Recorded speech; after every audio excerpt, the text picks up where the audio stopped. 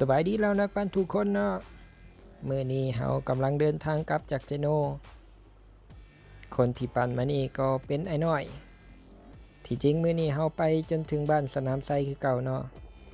รวมระยะทางก็ประมาณ70กิโลตอนนี้กำลังโรลลิ่งออกจากเซโนอยู่อากาศมื้อนี้ก็รู้สึกว่า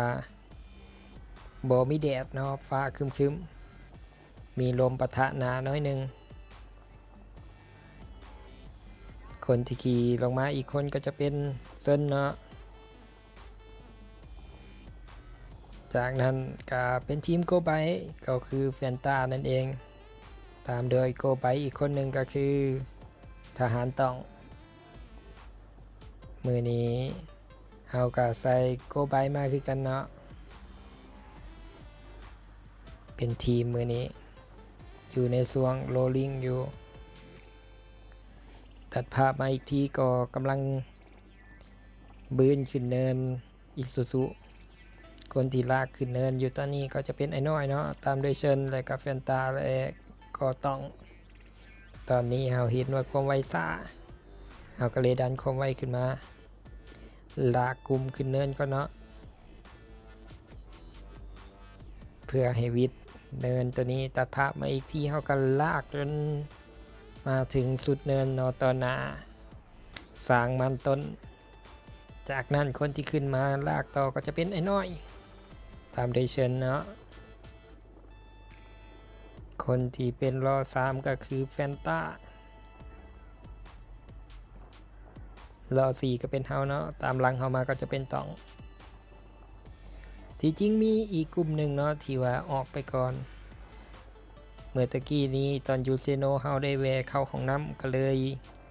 ออกมาซะตอนนี้ก็มาเห็นไอ้ยาวแล้ว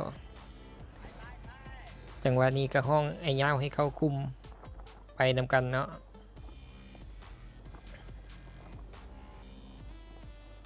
ไอ้น้อยก็ถือว่าลากยาวมาเลยตอนนี้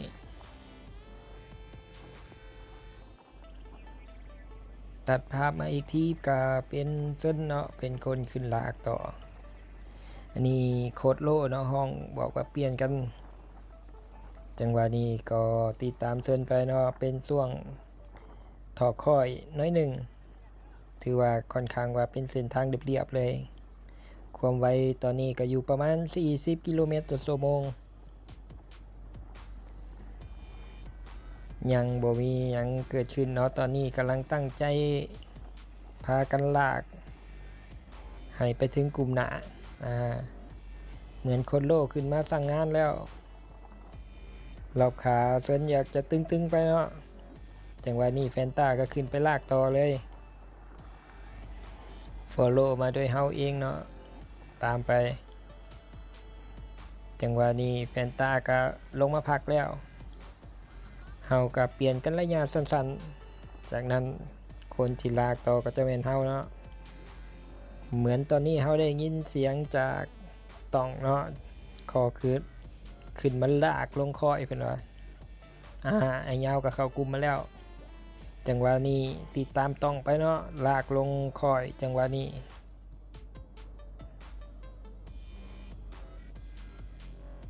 ช่วงนี้ก็ติดตามต้องไปก่อนถอคอยแบบยาวๆเนาะความไวประมาณ48-50ก็กลัวมีมุมกล้องจากข้างหลังเนาะจากมือถือของไอบีเนาะมือนี้เพิ่นบ่ได้มาถีบนำแต่ว่าเพิ่นขี่รถตามมาถ่ายรูปถ่ายคลิปให้เนาะคนที่อยู่ทางหลังสุดก็จะแม่นเฮาเองเนาะเสื้อทีมโกไบตอนนี้ก็จังหวะลงคอยยาวๆไปขึ้นโนนจังหวะนี้ก็อยู่ราวๆ45-46เนาะคนที่ลากไปต่อน่าจะแม่นไอ้ยาวขึ้นเนินนี่เพื่อสุดโนนก็ประมาณ35-38เนาะความไวจังหวะนี้เฮาก็เริ่มเกาะล้อของแฟนตาไปต่อต้องก็เริ่ม ลงมาพักแล้วเนาะก็เลาะเข้าไปปลายเนินยังอยู่ใกล้ๆเนาะจังหวะนี้ก็พากันขึ้นโดยความไวแห้งเติบคนที่ลากอยู่ทั้งหน้าก็จะเป็นไอ้ยาวเนาะตอนนี้ทหารต้องมูฟเสร็จแล้วเนาะสิลุดแลบนลุดแลอยู่จังหวะนี้เหมือนไอ้ยาวเปลี่ยนลงมาแล้วคนที่ลากไปต่อก็จะเป็นไอ้น้อยเนาะเซนก็เริ่มบ่ไหวเนาะตอนนี้แฟนตาขึ้นไปเกาะล้อของไอ้น้อยไว้เฮาก็ตามไอ้น้อยไปต้องกะยังฟอลโล่มาเนาะมีถ่ายนาของไอ้ยาวเลี้ยงมาเลยเนาะจากกล้องของไอบี้ตอนนี้ยังยิ้มได้อยู่เนาะทหารต้องเฮานี่ก็คือเฮาเองเนาะคีเบเกอร์จากทีมโกไบนี่ก็จะเป็นแฟนต้ากำลังลากลงข้ออยู่ความไวค่อนข้างสูงเนาะตอนนี้มีแก๊ปออกมาหน่อยหนึ่งตอนนี้ไอ้ยาวก็พยายามปิดแก๊ปสั้นๆให้ทหารต้องเหมือนขาจะตึงๆเนาะมือนี้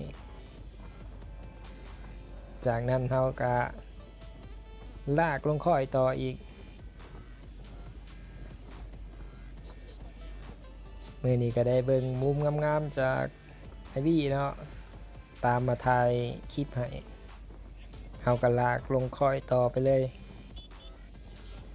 เหมือนมีรถทั้งหน้าเนาะรถออกจากทางซอยมาจากนั้นเขาก็ถอดข้อยลงมาจนถึงวิดข้อยเนาะไอ้น้อยก็ลากขึ้นต่อจังหวะนี้ความไวอยู่ประมาณ40-42คนที่ตามไอ้น้อยไปก็เป็นแฟนตาตามด้วยไอ้ยาวเลยก็ทหารต้องตอนนี้ไผบททนก็อยู่บ่ได้เนาะความไวประมาณ40นั่นเนาะไอบี้เนาะมือนี้ขี่รถจักรตามมาคุมเลยบอกว่าเล็งความไวขึ้นเนาะตอนนี้หักษารอบขาไว้ขึ้นเนินตัวนี้ก็อยู่ประมาณ40กิโลเมตรตอนนี้ทหารต้องเริ่มบ่ไหวแล้วแต่พวกเขาก็มาทันทางกลุ่มหน้าที่ออกมาก่อนเนาะทางหน้านั้นก็จะเป็นแคดดี้และก็กลุ่มเสือภูเขาทั้งหลายจังหวะนี้บ่ท่าเนาะความไวกำลังติดขาอยู่แฟนตาก็ลากไปต่อเนาะนี่ก็คือกลุ่มเสือภูเขาคนที่ลากอยู่จะเป็นไอด้าเนาะตอนนี้กลุ่มเสือภูเขาแฟนตาตีศอกให้ไอ้ยาวขึ้นต่อติดตามไอ้ยาวไปเบิ่งเนาะจังหวะนี้ไอ้ยาวก็ลากมาใกล้เติบจากนั้นก็ตีศอกให้เฮาขึ้นต่อเนาะจังหวะนี้จะเป็นถอข้อยประมาณกิโลกว่าตอนนี้เฮาก็ยันลงไปความไวอยู่ราวๆ50เนาะจากนั้นไอ้น้อยก็ขึ้นมาเปลี่ยนไปลากไปต่อมื้อนี้ไอ้บี้สบายเนาะรู้สึกว่าบิดความไวได้เต็มที่เลย แบบบ่เมื่อยอีกมีไอ้ทิ้งเนาะติดล้อของทหารต้องมาตามโดยไอ้ยาวเลยก็แคดดี้มาแล้วเนาะตอนนี้แฟนตาเยกูเนาะยังเกาะมาได้อยู่ไอ้ดาก็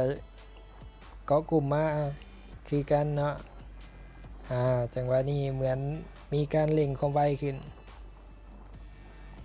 ต้องอยู่ให้ได้เนาะช่วงนี้เป็นช่วงทอคอยเลยก็ต่อขึ้นมาเนินอีกจังหวะหนึ่งไผ่ทนบ่ได้กับแรงนักของขาเสื้อหมอบนี่ก็ถือว่าลุดได้เลยไอ้ดาก็ยังเน็กใส่อยู่เนาะเบิ่งว่าจะทนไปฮอดใส่จังหวะนี้คนที่ลากอยู่เป็นไอ้น้อยเนาะตอนนี้เปลี่ยนแล้วเป็นไอ้ดาบ่แม่นเนาะเป็นไอ้ยาวเนาะหมักลงกันจากซื้อไอ้ดากับไอ้ยาว ตอนนี้ไอ้ยาวก็ลากไปต่อ ไอ้ดากับเน็กใช่ว่าซั่นเนาะเป็นเสือภูเขาจังหวะนี้เหมือนจะมีการเล่งความไวขึ้นเฮียกูกับบ่ยอมเนาะเอาก็กอรอของเฮียกูไปก่อนตัดภาพมาอีกที่ไอ้ยาวก็ลากมาเกือบจะสุดๆเนินแล้วก็ปล่อยให้แคทตี้ลากไปต่ออีกตามไปด้วยแฟนตาและก็ไอ้น้อยเฮียกูก็ยังเป็นเสือภูเขาน่าจะคันเดียวเนาะตอนนี้ที่เกาะกลุ่มเสือหมอบมาได้เอาก็เกาะติดตามสถานการณ์ไปตัดภาพมาอีกทีแคดดี้กันลากมาจนสุดเนินใกล้จะสุดแล้วเนาะใกล้จะฮอดบ้านนาเตยแล้วคนที่ลากไปต่อก็เป็นแฟนตาตอนนี้แฟนตาก็ลากไว้อยู่ความไว้40ปลายๆเนาะฮอดศูนย์อิซุซุเฮียกูเริ่มทนบ่ไหวแล้วตอนนี้กวักมือให้เอาขึ้นมาแล้วเอากามาก็ล่อของไอ้น้อยไว้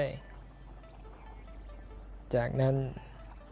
แฟนตากำลังยังลากไปต่ออยู่ช่วงนี้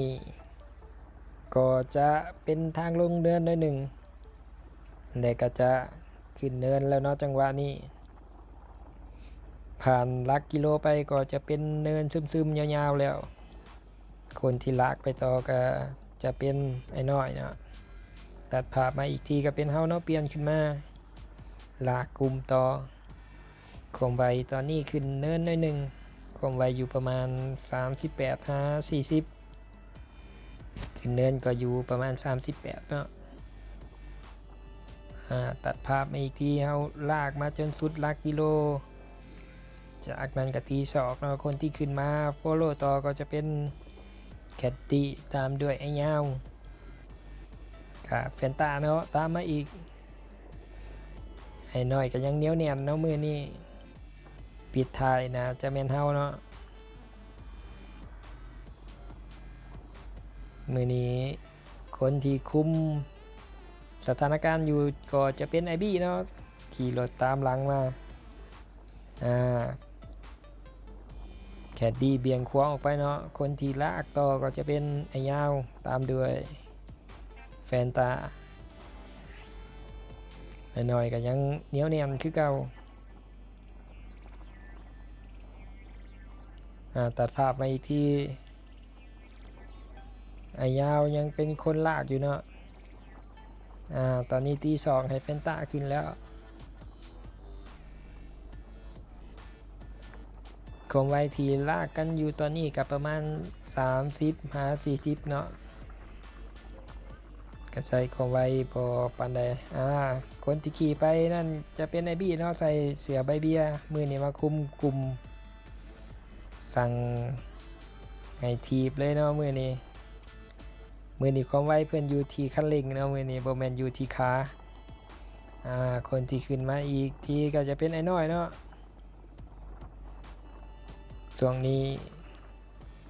แหงก็เริ่มอยากมืดแล้วเนาะความไวอยู่ประมาณ38 39 37 38 39อยู่ประมาณนี้เนาะบางครั้งก็ขึ้นไปถึง40ช่วงนี้เป็นช่วงอุโมงค์ต้นไม้ทางแบบเรียบๆยาวๆลมก็ค่อนข้างตีหนาหน่อยนึงให้น้อยกับเน็กใส่ไว้ซั่นเลยจังหวะนี้ตีศอกให้เอาขึ้นเนาะช่วงนี้ใกล้จะฮอดหนาบรรทัดจากนี้ก็จะเป็นเส้นทางขึ้นอย่างเดียวเลย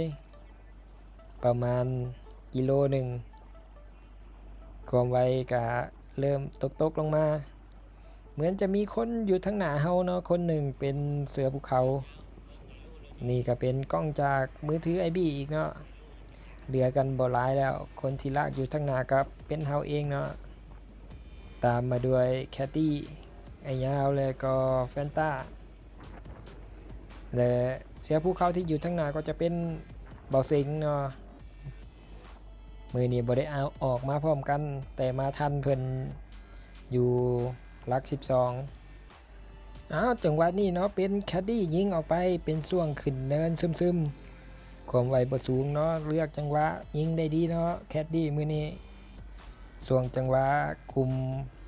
มีความไวต่ำลงจังหวะนี้ก็บ่มีไผยันความไวออกไปตามแคดดี้เอาก็ลากกลุ่มขึ้นเนินตามรอบขาของเฮาเบิ่งวาลวิทเนี่ยนี่กลุ่มจะไหลในใดเนาะคนที่ขึ้นมาก็จะเป็นไอ้ยาวแล้วตามด้วยแฟนตาจากนี้ก็จะเป็นทางเรียบๆไอ้น้อยก็ยังเหนียวแน่นมาอยู่เบิ่งว่ากลุ่มนี้สิเอาจังไดกันเนาะมีคนหนีออกไปแล้ว1คน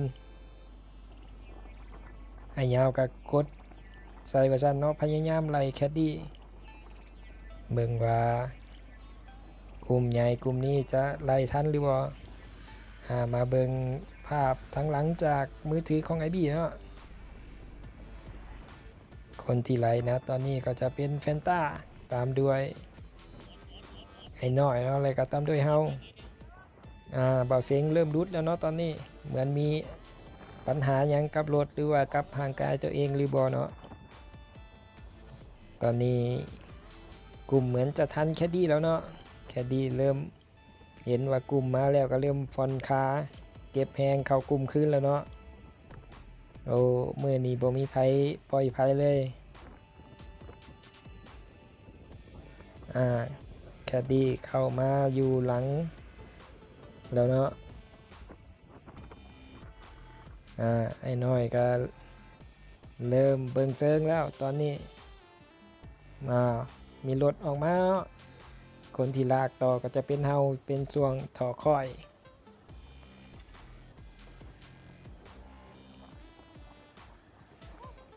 จังหวะนี้ก็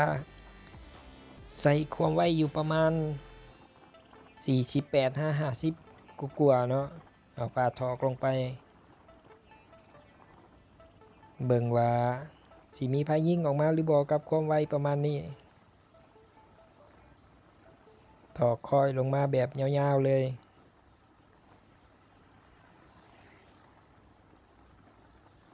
ใส่ตอนนี้ก็เกือบเหมือนแห้งคือกันเนาะความไวสูงพอสมควรตอนนี้ก็มาฮอดโรงงานรองเท้าเนาะจากนี้ก็จะเป็นขึ้นเนินตอนหน้าตลาดโลกเบิ่งว่าไผสิเป็นคนยิงขึ้นมาปิดเนินแล้วเนาะตอนนี้คนที่ขึ้นมาก็จะเป็นแฟนตาเนาะตามด้วยแคทตี้และก็ไอ้น้อยปิดท้ายกับเฮาเนาะตอนนี้บ่มีไผขึ้นเหมือนจะเบิ่งจังหวะกันอยู่มีรถค่อนข้างหลายเนาะมื้อนี้ตอนหน้าตลาดโลกเอาจังหวะนี้เนาะเป็นไอ้น้อยยิงออกไปตามด้วยแคดดี้เนาะไล่คุบไอ้น้อยอยู่โกไบ2คนเริ่มเม็ดแห้งแล้วตอนนี้เอากระดันโตขึ้นไปเนาะพยายามเก็บ2คนนั่นให้อยู่ตอนนี้กระซ่าขึ้นมาก็จนหอบไปเกาะล่อกินลมก่อนก็รอของแคดดี้ไปก่อนเนาะมีการเบี่ยงซ้ายออกมาเกือบกินล่อกันอีกแล้ว ตอนนี้กำลังจับจ้องกันอยู่หาจังหวะดีๆออกไปเนาะโกไปอยู่ทางหลังเห็นทางหน้ามือสองถือว่าได้เปรียบแต่ว่าแห้งนี่จะมีหรือบอนั้นบ่ฮู้เนาะ ไหลเมื่อตะกี้นี่ก็ถือว่าเมื่อแห้งไปหลายเติบแคดดี้ก็ยังขาเบิ่งคือโอเคอยู่เนาะตอนนี้จากรอบขาของเพิ่นไอ้น้อยก็เริ่มเลี้ยวหน้าเลี้ยวหลังแล้วเบิ่งว่าไผสิเป็นคนลีดออกเนาะแฟนตากะอยู่ทางหลังเนาะก็ล่อเขาไว้อยู่ยังตังหวะนี้เขาเลี้ยวหลังลงมาเอื้อนใส่แฟนตาเนาะเหมือนแฟนตาจะยังก้มหน้าก้มตา